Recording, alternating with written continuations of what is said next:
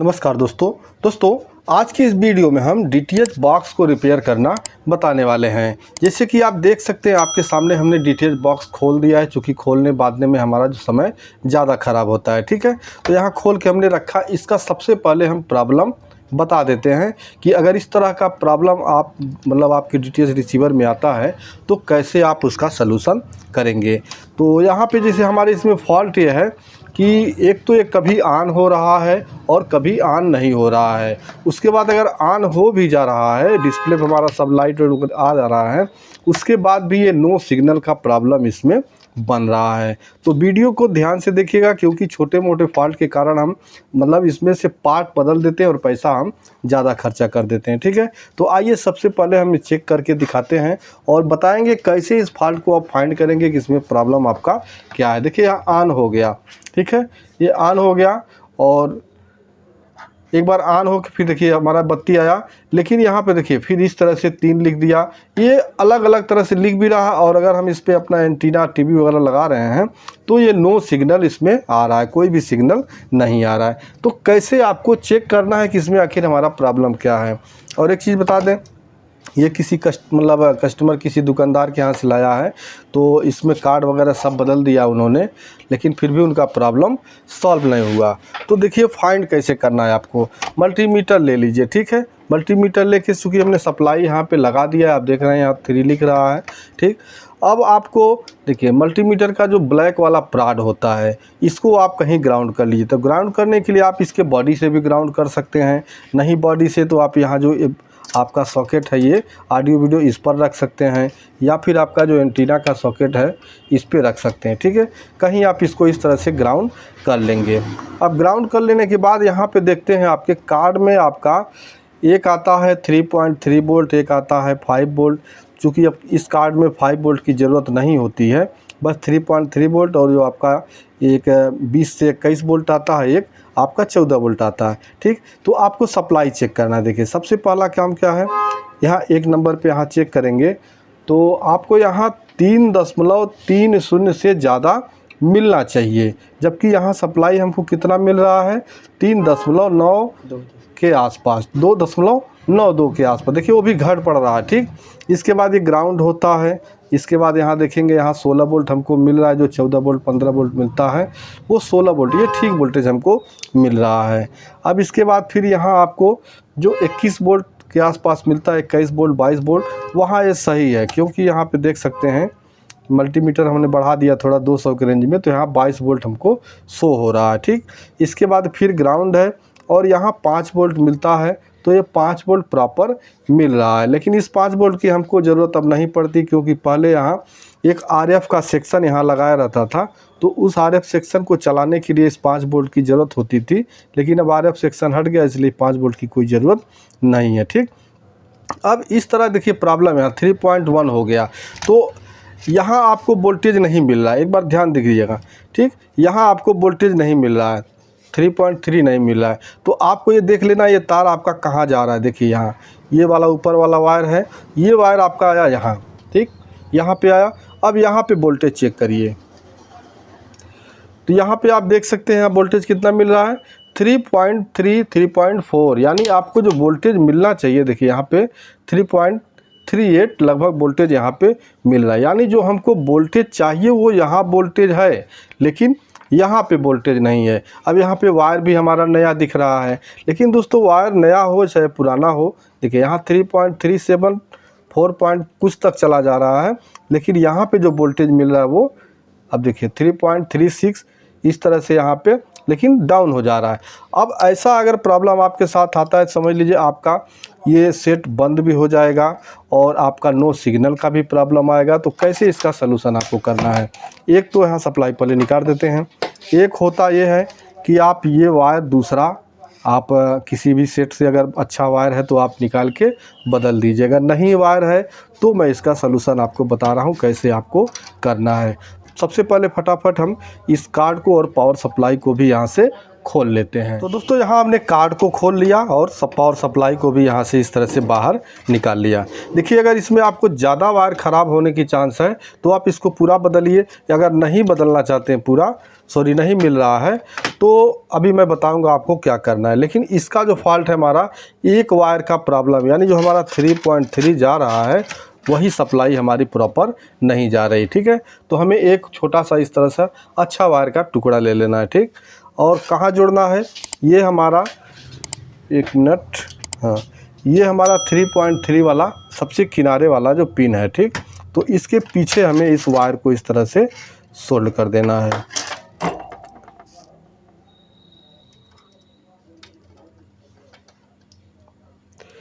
ये हमने wire sold कर दिया। ठीक, वायर सोल्ड करके अब ये 3.3 वाला जो हमारा ये लाइन है ये कहाँ आ रहा है, आपको इस पावर सप्लाई में भी देखने को मिल जाएगा। जैसा कि यहाँ देख सकते हैं, देखिए यहाँ 3.3 वोल्ट यहाँ पे आपको लिखा हुआ मिल जाएगा।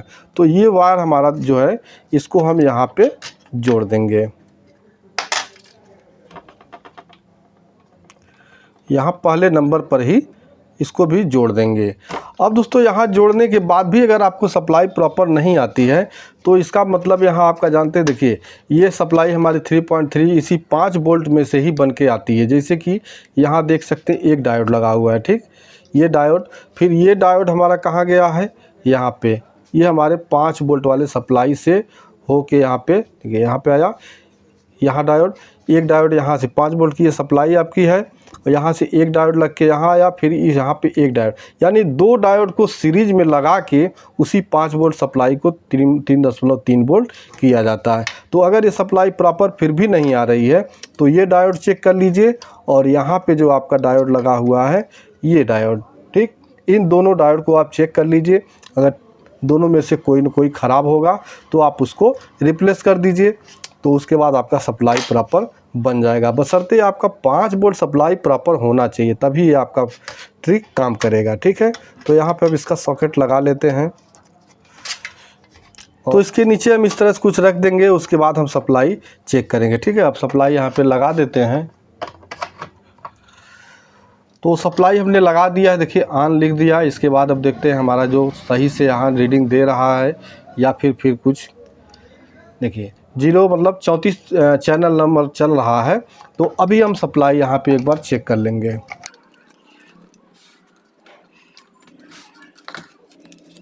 ब्लैक वायर को हम ग्राउंड कर लेंगे। तो ग्राउंड करने के लिए हमने बताया किसी भी एक पॉइंट पे आप यहाँ पे इसको ग्राउंड कर सकते हैं। ठीक है, तो यहाँ हमने ग्राउंड कर दिया। इसके बाद इस पर अब 3.3 वोल्ट चेक करेंगे, अगर प्रॉपर आ रहा है तो दोस्तों यहाँ देख सकते हैं अभी भी हमारा जो है 3.14 आ रहा है। इसका मतलब अभी भी हमको ये प्रॉपर सप्लाई नहीं दे पा रहा है। तो यहाँ पे अब एक बार अर्थिंग भी चेक करेंगे, इसका जो न्यूट्रल है, यानी इसका 2 नंबर यहाँ न्यूट्रल है। ठीक है, यहाँ लगा के और यहाँ फिर हम चेक करेंगे। अब देख सकते हैं यहाँ 3.41 यानी पूरा सप्लाई बन रहा है। तो यहाँ इसमें प्रॉब्लम क्या है कि ये पूरा वायर में ही डैमेज है। ठीक, ये देख सकते हैं यहाँ पे हमको वहाँ सप्लाई 3.3 देने के बाद भी फिर यहाँ 3 लिख दिया। तो अब हम क्या करेंगे, देखिए इस वायर को हम यहाँ से हटा देंगे। देखिए अब आप इस तरह से प्रॉब्लम आता है, फिर भी सप्लाई प्रॉपर नहीं बन पा रही है, तो इस वायर को हम प्रॉपर हटा देंगे। उसके बाद एक वायर लेंगे जिसमें आपका 5 से 6 वायर हो। ठीक, तो मैं यहाँ 6 वायर ले लेता हूँ, क्योंकि ज़रूरत हमको 5 ही, लेकिन 6 वायर यहाँ पे इस तरह जोड़ देता हूँ, आपको समझने में कोई प्रॉब्लम न हो। तो सभी का मैं पहले वायर छील के और इस पर सोल्डर हल्का हल्का लगा लेता हूँ। दोस्तों इस तरह से आपको एक छोटा सा वायर आपको काट लेना है। ठीक है, यहाँ हमने 6 कलर लिया है, 6 भी ले सकते हैं, 5 भी ले सकते हैं। ठीक, यहाँ पे अभी सप्लाई को हम यहाँ से हटा देते हैं, जो हमारा जैक है इसको ओपन कर देते हैं। अब आपको क्या करना है, यहाँ एक लाइन से बस सभी वायर को आपको एक एक पॉइंट पे सबको सोल्ड कर देना है। इसमें ये नहीं देखना है कौन सा हमारा कौन सप्लाई बनेगा, बस एक एक पॉइंट पे एक एक वायर को आपको सोल्ड कर देना है। तो इस तरह से आपको सभी वायर मतलब सभी पॉइंट पे एक एक वायर को जोड़ लेना। ठीक, जोड़ लेने के बाद अब आप देख लीजिए कौन सा आपका 3.3 वाला वायर। जैसे यहाँ पे देख सकते हैं हमारा जो हरे कलर का है ये हमारा 3.3 है, और ये हमारा इस पे ये ऊपर वाला पॉइंट जो है ये 3.3 है। तो आपको बस इस तरह से सभी पिनों पे एक एक पॉइंट को एक एक वायर को जोड़ देना है। अभी दोस्तों हमने सभी कनेक्शन कर दिए, ठीक। इस तरह से आपको अच्छे वायर से कनेक्शन कर देना है। अब आइए इस पे सप्लाई लगा के हम देखते हैं जो हमारा प्रॉब्लम था बंद होने वाला वो ख़त्म हुआ या नहीं। तो यहाँ पे ऑन हो गया। अब इस पर जो हमारा चैनल का लोगो है, मतलब वो 34 चैनल हमारा भी शो हो रहा है। थोड़ी देर वेट करने के बाद हमारा ये 3 लिख देता था, लेकिन अभी 3 नहीं लिख रहा है। अब एक बार इस पे हम सिग्नल अपना दे लेते हैं, जो हमारा एंटीना का वायर है इसको जोड़ लेते हैं, देखते हैं हमारा सिग्नल इसमें शो हो रहा है या नहीं हो रहा है। तो दोस्तों यहाँ मैंने लगा दिया है अपना एंटीना, ठीक। इसके बाद रिमोट से हम देखेंगे, जो चूँकि इसमें हमारा देखिए सिग्नल का कोई मतलब इंडिकेटर नहीं है, इसलिए यहाँ इंडिकेट नहीं करेगा। तो अभी हम यहाँ देखिए यहाँ पे P40 यहाँ शो हो रहा है, सॉरी यहाँ हमने गलत बोला। यहाँ देखिए सिग्नल हमारा P40 यानी 40% यहाँ सिग्नल हमारा शो हो रहा है, ठीक। यहाँ हमने सिग्नल का जो बटन दबाया है, तो यहाँ बटन दबाते ही देखिए 34 नंबर पे चल रहा है और यहाँ पे सिग्नल दबाते ही P40 हमको शो होने लगा। अब अगर यहाँ आप वोल्टेज चेक करेंगे तो आपको प्रॉपर वोल्टेज यहाँ पे मिलेगा और आपका रिसीवर अब आप ऑफ नहीं होगा और नो सिग्नल का भी प्रॉब्लम नहीं आएगा। तो दोस्तों इस तरह से आपका जो रिसीवर में अगर ये नो सिग्नल, वीक सिग्नल, इस तरह का कुछ प्रॉब्लम आता है, तो ऐसे आप चेक करके और इसको फाइंड करके वो प्रॉब्लम आप ख़त्म कर सकते हैं।